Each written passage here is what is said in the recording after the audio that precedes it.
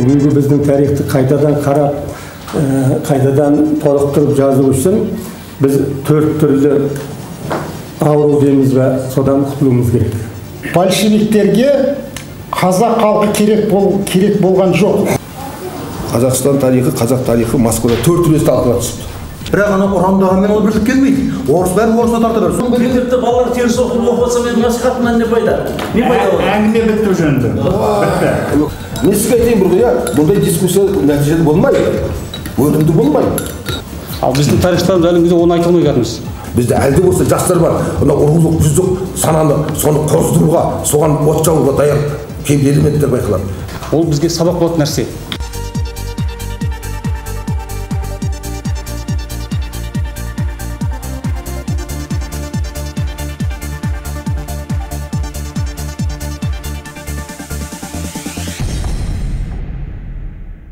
Алғашқы сөзді міне ақсақалды сүйер үлкен кісілерге өскен халықпыз.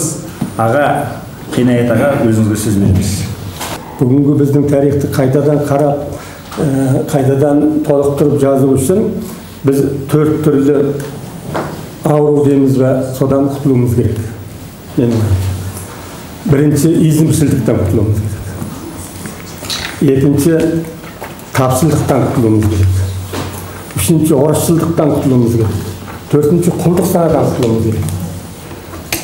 Енді бір ескеретін нәрсе, және де өткенге баға бергенде, өткенге қарағанда өткенді бағамдайтын жаңа критерия, бағыт керек.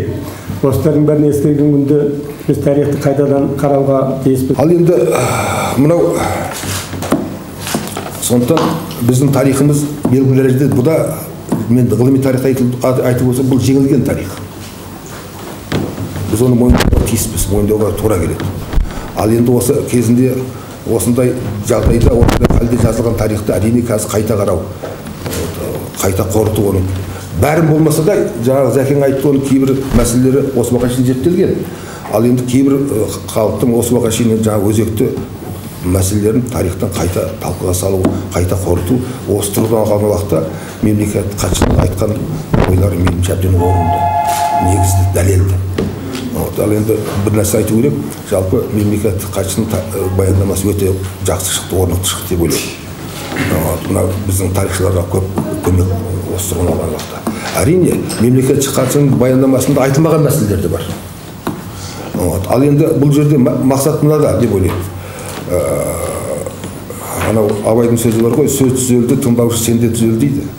Ал енді сол мемлекеттің хатшының айтпаған ойларын біз айтуымыз керек. Әрине. Анау сол мемлекеттік хатшы көрсеткен инициативаны біз іліп алып кетуіміз керек, тарихшылар арбай. Осы алған уақытта қазір әрине тарихты айтатын сөздер қазір тарихшылардың бар деп ойлаймын. Соңғы кезде мынау Қазақстанның Ресейді отарлауын ақтау, қалу, сол Ресей отарлауы жұмсақ болды, болмаса өте гуманистік болды деген осындай пікірлер айтылып жүр, ол жазылып та жүр. Негізінде Ресейдің отарлауы дүние жүзіндегі барлық отарлық әдістер мен тәсілдердің бұл жиынтығы болған Орыс империясына сондай зұлымдықпенен жүзеге асты деп айтамыз. Оған бір ғана мысал. Өте дұрыс. Карл Маркс пен Фридрих Энгельстің бүкіл еңбектері орыс тіліне аударылды. 55 том болып шықты, біз студент кезден білеміз. Ал соның ішінде бір аударылмаған нәрсе бар. Маркстың «Тайная дипломатия», жасырын дипломатия деген еңбегі бар. Ол Карл Маркс пен Фридрих Энгельстің ГДРде шыққан, Берлинде шыққан толық шығармалар жинағының 15 томында. Сонда ол кісілер мына бүкіл орыс империализміне, орыстың отарлау саясатына, керек десеңіз орыс халқына мінездеме береді. Сосын орталық Азияны, оның ішінде Қазақстанды, осын қалай жаулап алды? Қандай құлық сұмдықпен, қандай алдап арбаумен дегелетті мынандай сөз айтады. Орыстың шовинизмі шегіне жеткенде ол садизмге айналады дейді. Ал біз енді осындай жаңағы орыстың осындай отарлауын айтып келеміз де, орыс отарлауын жаңағы гуманистік деп, болмаса жаңағы кереметтей қазаққа мектеп салды, қала салды, темір жол салды деп айтып, осындай сөзге әуеспіз. Мен мынандай мәселеге көңіл аудардым. Осы шешен соғысы неге пайда болды? Шешендер неге кереметтей сондай рухты халық деп? Бұның алдында, шешендердің алдында тарихшылар тұрған екен. Автархоновтың, шешен тарихшысы Автархоновтың. Автархановтың. Бұл кісі мынандай бірінші рет тарихта термин кіргізді ғой. Дважды завоеванный Кавказ и Средняя Азия. Бірінші орыстың жаулап алуы, екінші большевиктердің, қызыл большевиктердің жаулап алуы дейді. Коммунистердің жаулап алуы, орыстың жаулап алуынан бірнешесі қанды қырғын әкелді дейді. Бұдан да сұмдық болды дейді. Сондықтан да біз осы жағына көңіл аударуымыз керек. Жағындай өзіміздің әріптестеріміздің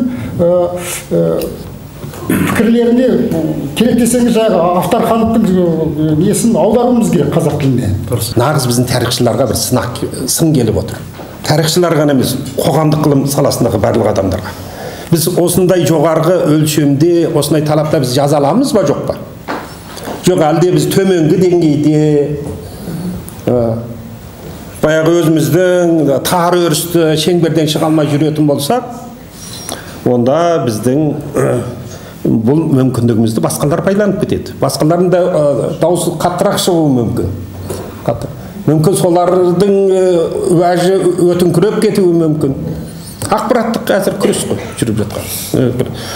Сондықтан мен айтайын дегенім, мінекей тарихшылар үшін үлкен бір жақсы орай келіп тұр, және үлкен бір сынақ келіп тұр. Бүгінгі тарихшы ғалым тек фактілерді дізіп, суреттеп беруші, оқиғаларды дүзіп, тіркеуші ғана емес, зерттеуге алынған нақты қоғамдық құндылықтарын, қоғамның құндылықтарын, ережелерін, ақылақи келбетін түсініп, аша алатын пайымдаушы болуға тиістеді. Сонда ғана ұлттық тарих өзінің күллі күрделі де бірегейлігімен жаңғырып, еліміздің болашағын бекемдеуге қызмет ететін рухани азыққа айнала алады. Біз бұған шынында кәміл сенеміз, шынымен де солай болуға тиісті ойлаймын. Осы орайда ел президентінің біздің халқымызға сонау 96 жылы жариялаған алғашқы жолдауы еске түсті. Онда мынандай сөздер болатын, естеріңізде болса. Өз тарихымызды жаңаша оқудың негізінде ғана ұлттық идеяны қалыптастыра алуымыз мүмкін деген болатын осы. Міне осыны еске алған дұрыс ойлаймын. Өйткені тарих ғылымын дамытуға тәуелсіздіктің алғашқы жылдарында сондай көңіл бөлінгенменен біз осы уақытқа дейін тарих арқылы ұлттық идея қалыптастырылды деген хабарды естіген емеспіз күн бүгінге дейін. Демек, отандық тарих ғылымын дамытудағы жаңа кезеңнің бұл реттегі міндеттерін терең түйсініп, батыл зерделеу парыз.